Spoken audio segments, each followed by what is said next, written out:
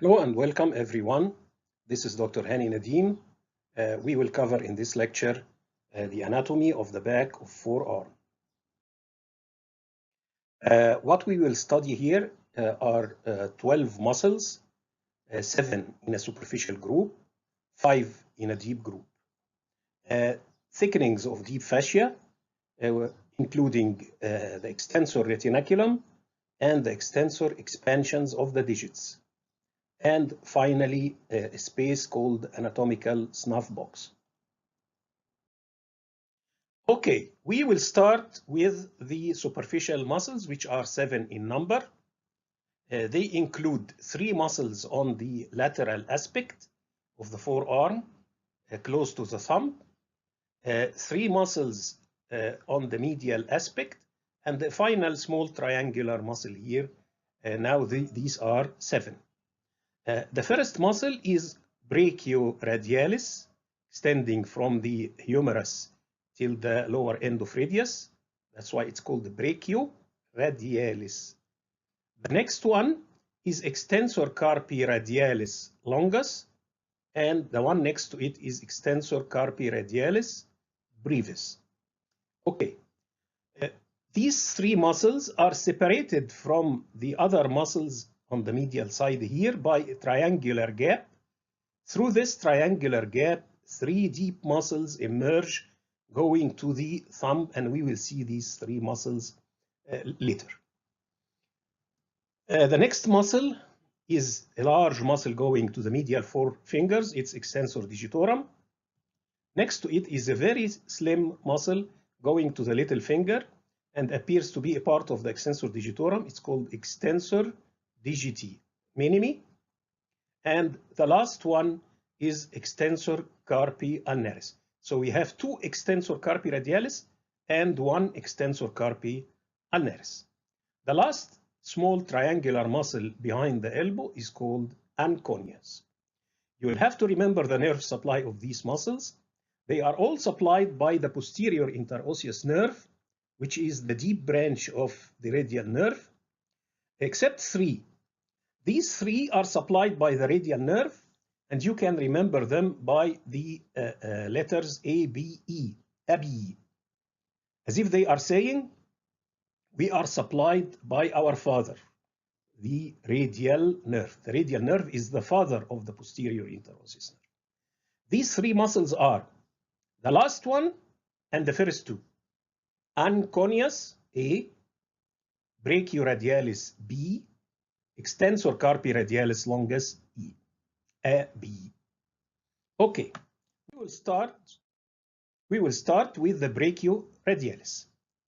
As I said, it arises from the humerus, from the upper part of the lateral supracondylar ridge, and it goes all the way on the lateral aspect of the forearm, seen from the back and from the front. It makes the bulk of the lateral border of the forearm. It's inserted in the lower end of radius just above the styloid process. Its actions are, it flexes the elbow, all right, and it initiates supination and pronation, which we call a movement that we call mid-prone. The second muscle is extensor carpi radialis longus. Its origin is from the lower part of lateral supracondylar ridge of humerus, and it goes all the way down, passing deep to what we call the extensor retinaculum to reach the hand, the dorsum of the hand, and is inserted into the base of the second metacarpal bone. It's also supplied by the radial nerve, and its action is to extend the wrist and abduct it. Extension and abduction. It does extension together with all extensors of the wrist from this compartment, and it does abduction together with the extensor carpi radialis brevis and from the front, the flexor carpi radialis. The third muscle is extensor carpi radialis brevis.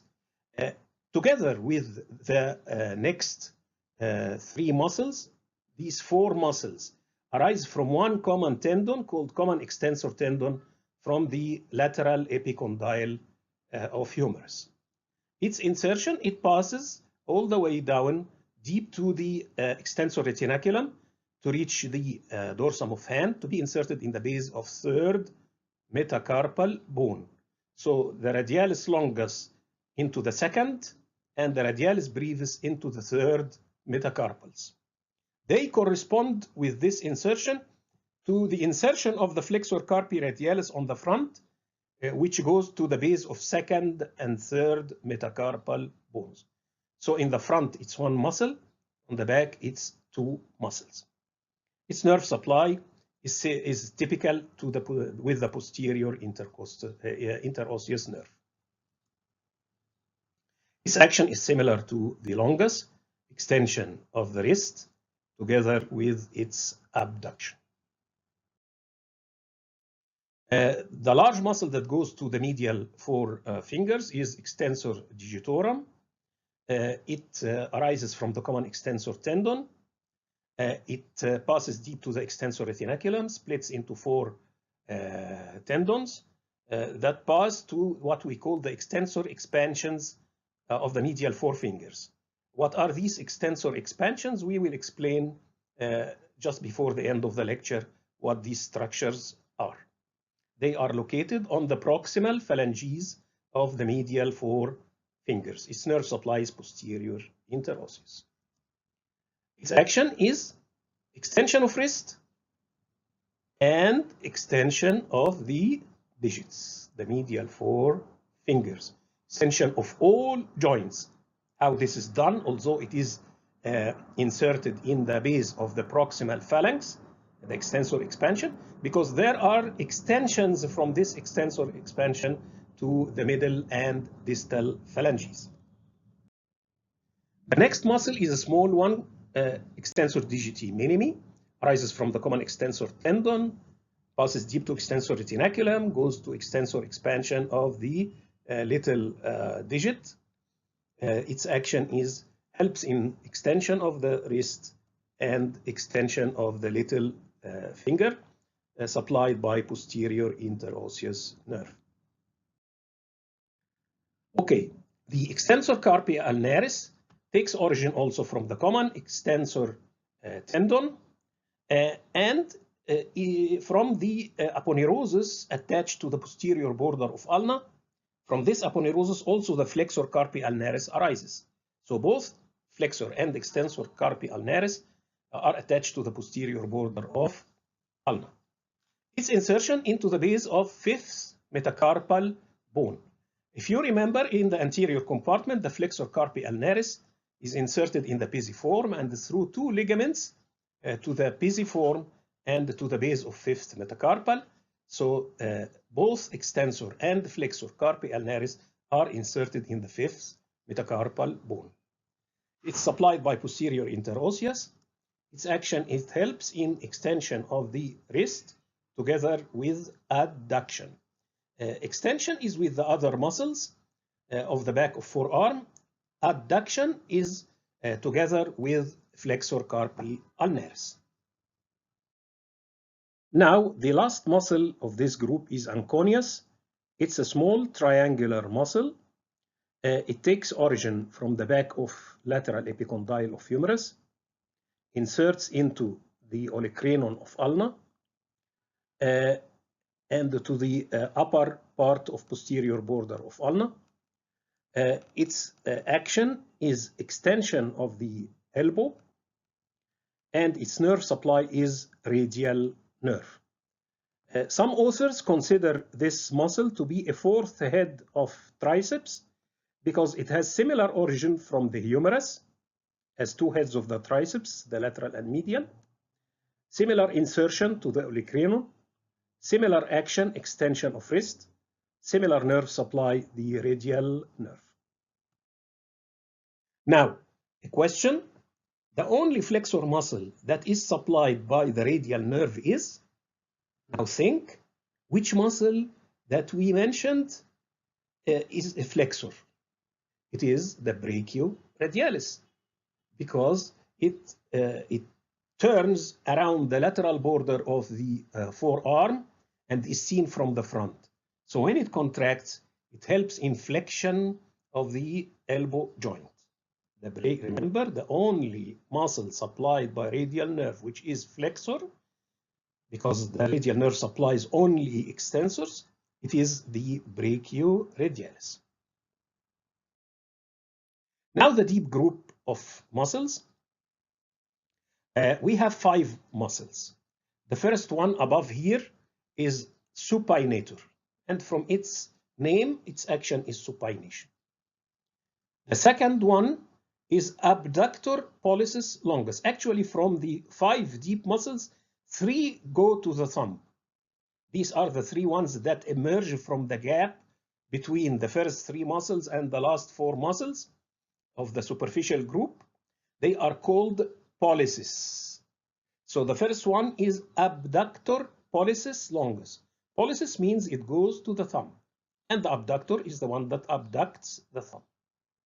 And we have 2 extensors to the thumb.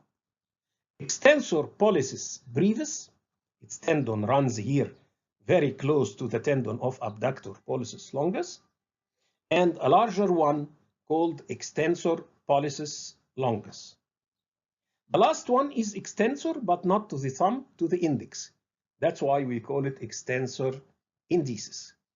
So the 5 deep muscles are supinator, 3 to the thumb, abductor pollicis longus, extensor pollicis brevis, and extensor pollicis longus.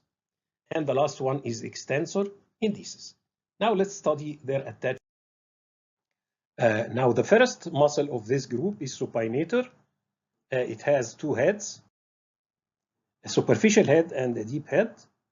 The superficial head arises from the lateral epicondyle of humerus, lateral collateral ligament of the elbow, and the ligament that surrounds the head of radius here, which is the annular ligament.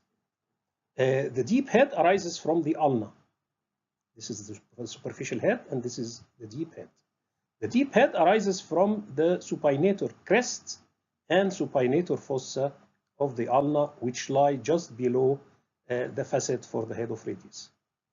The 2 heads collect together and to be inserted in the upper third of the radius, both from the back, from the front, and from the lateral aspect. The action of supinator, as its name indicates, is supination. But it mainly supinates the forearm when it is extended. The biceps supinates the forearm when it is flexed. Try this on yourself.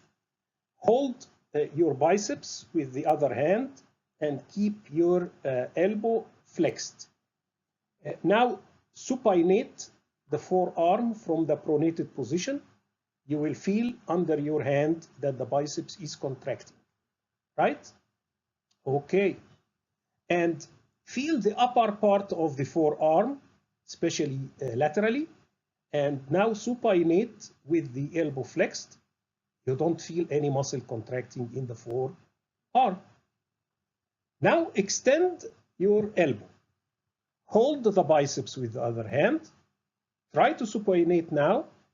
You don't feel that the biceps is contracting, correct? Now feel the upper part of the forearm and supinate. You will feel under your hand that there is a muscle contracting on the lateral aspect of the forearm, which is the supinator. Okay? The nerve supply of the 5 muscles of the deep group is the posterior interosseous nerve. Okay, the second muscle is abductor pollicis longus. This muscle takes origin from the back of ulna, back of radius, and interosseous membrane in between them. It goes all the way deep to the flexor retinaculum, the extensor retinaculum, to be inserted into the base of the metacarpal bone of the thumb, first metacarpal bone.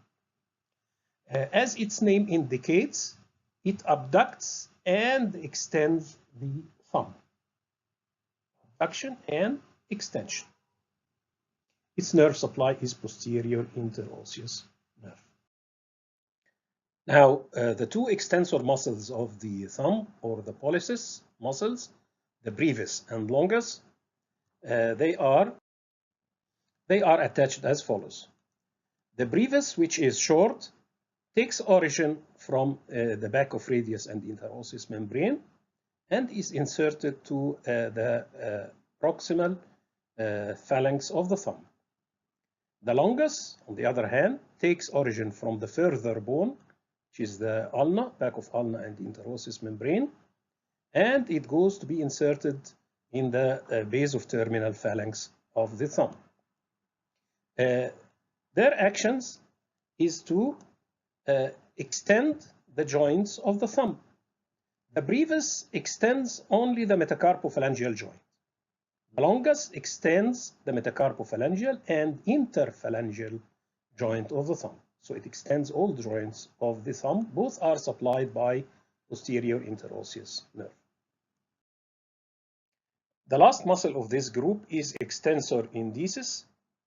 It takes origin from the back of ulna and interosseous membrane here, and it is inserted in the extensor expansion of the index finger. Its action helps in extension of the wrist plus extension of the index finger and is supplied by posterior interosseous nerve. Now we will study the band of deep fascia on the distal part of the back of forearm, which keeps these tendons in position, preventing what we call bow stringing, same as the flexor retinaculum. But it differs from the flexor retinaculum that it is weaker. That's because flexion is stronger than extension of the wrist. And try it on yourself. Do flexion of the wrist, do extension of the wrist, and see which one is stronger movement. Its attachments are to the anterior border of radius laterally, to the styloid process of ulna medially, together with the triquetral bone, the last medial one of the proximal row of the carpus, and the pisiform bone which lies on top of it. So laterally to the radius, medially to the ulna, and to wrist bones, carpal bones. Above, it is attached to the deep fascia of forearm. Below, it is attached to the deep fascia of the dorsum of the hand. Some structures pass superficial to it. These are the superficial structures in the back of forearm. They are two veins. Okay, the lateral one is the cephalic. The medial one is the basilic. And the two cutaneous nerves that pass to supply the dorsum of forearm, the superficial branch of radial nerve laterally, and the dorsal branch of ulnar nerve medially.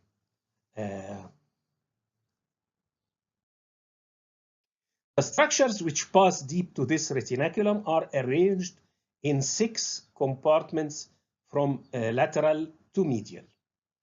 The first compartment is lateral to the styloid process of radius, and it includes the abductor pollicis longus and extensor pollicis brevis. Here they are. Abductor pollicis longus, this green one, and extensor pollicis brevis, okay, accompanying it. The second compartment lies medial to the styloid process and lateral to the dorsal tubercle of radius. It includes the two CARPI radialis muscles, extensor CARPI radialis longus here and extensor CARPI radialis brevis next to it. The third compartment here includes the tendon of the extensor pollicis longus in yellow here. Okay, it's in the third compartment. So two muscles, one muscle. The fourth compartment is a large one, including 2 muscles and a nerve and an artery.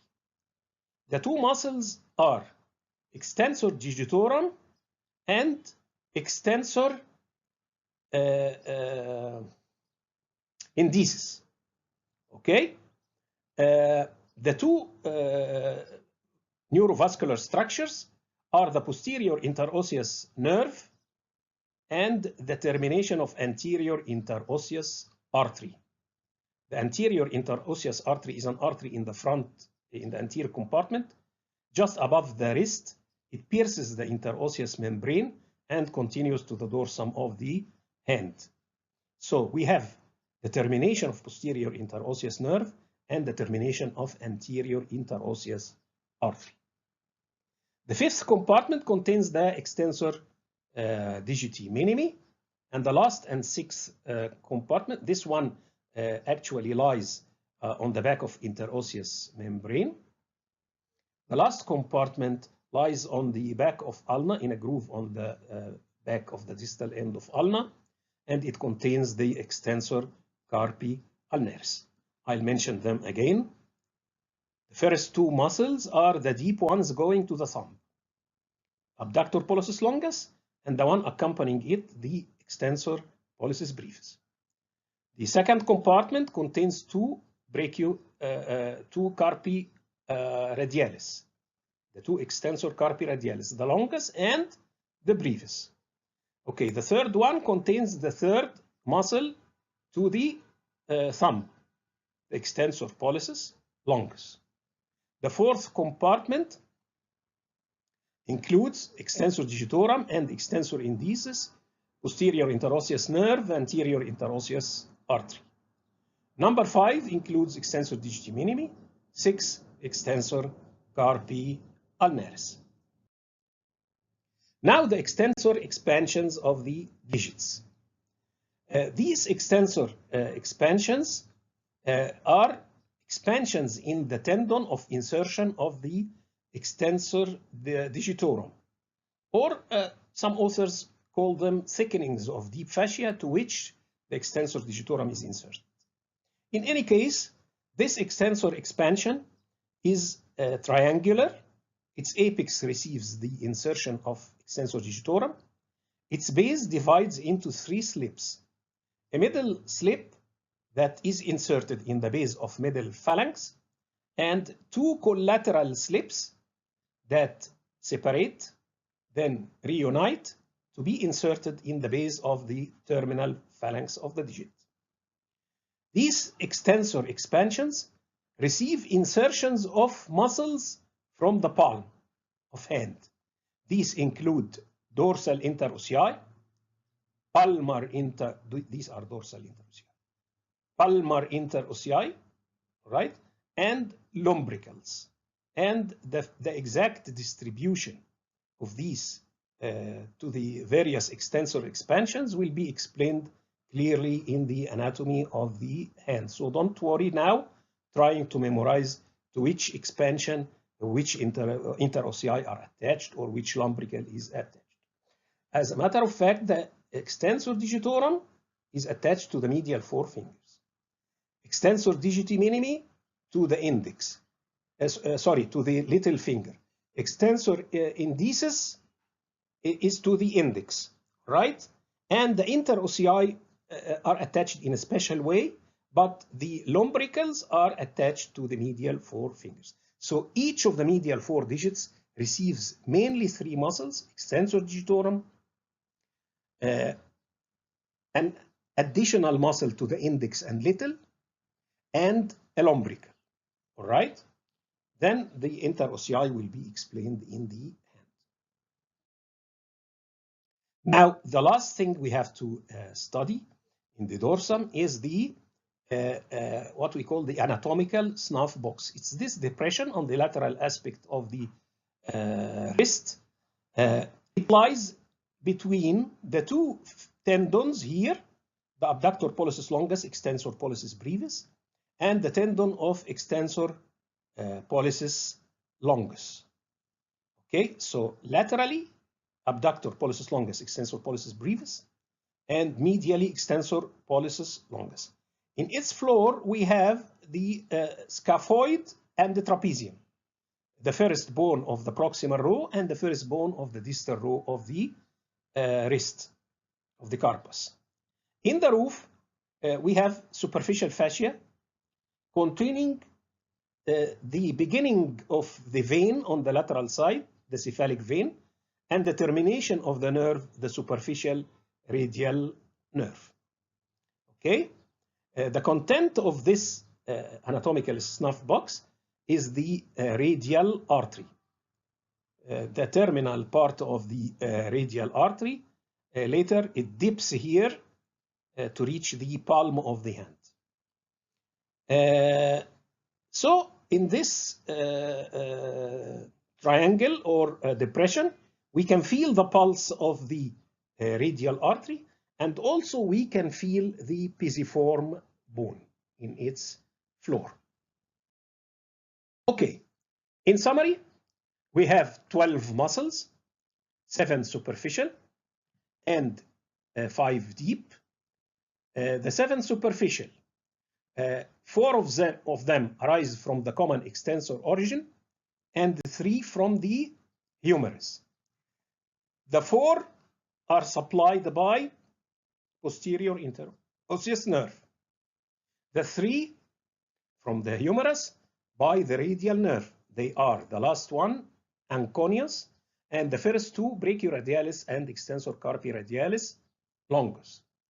The deep muscles arise either from the back of ulna or from the back of radius, mostly from the back of ulna, together with the interosseous membrane. Regarding the insertion and action, we can classify these 12 muscles into 4 threes. 3 that do not reach the wrist, so they neither extend the wrist nor extend the fingers. Which ones are these? The ANCONEUS, yes, as it extends the elbow. What else? BRACHIORADIALIS. It is inserted in the lower end of radius. It does not cross the wrist. Okay, so it initiates supination and pronation. What else? The supinator is attached to the radius. So the supinator, its action is supination and has nothing to do with extension of the wrist. Now we have 3 that cross the wrist, just cross the wrist, do not reach any digits. And we call them the extensors of the wrist. These include 2 extensor carpi radialis, 1 longus and 1 brevis, and 1 extensor carpi ulnaris. And in addition to extending the wrist, they either abducted or adducted. Now, 3 muscles go to the thumb and 3 muscles go to the digits. So we can say 3 extensors of the thumb and 3 extensors of the digits. The 3 extensors of the digits, 1 to the 4 medial fingers, extensor digitorum, 1 to the index, extensor indicis, and 1 to the little finger, extensor digiti minimi. Now the 3 going to the thumb are abductor pollicis longus, running with it extensor pollicis brevis, and extensor pollicis longus running alone, and these are separated from each other by the anatomical snuff box. Now we reach the end of this lecture. Thank you for listening. If you like these lectures, please subscribe to my YouTube channel and hit like. Thanks again.